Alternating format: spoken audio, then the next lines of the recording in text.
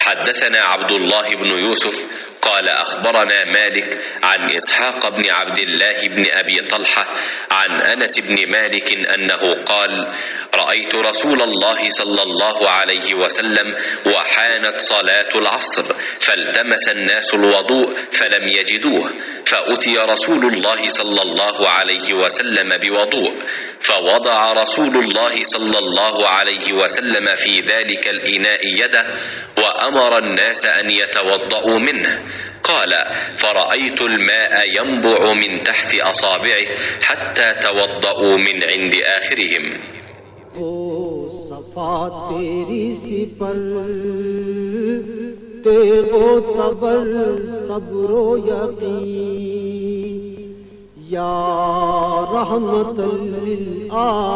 میں نے رسول اللہ صلی اللہ علیہ وآلہ وسلم کو دیکھا کہ نماز عصر کا وقت آ گیا.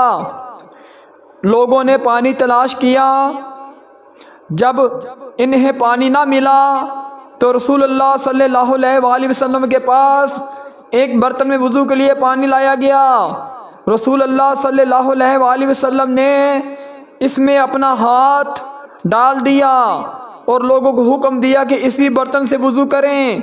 حضرت انس رضی اللہ تعالی عنہ کہتے ہیں کہ میں نے دیکھا آپ صلی اللہ علیہ وآلہ وسلم کی انگلیوں کے نیچے سے پانی کے چشمے کی طرح ابل رہا تھا، یہاں تک کہ قافلے کے آخری آدمی نے بھی وضو کر لیا.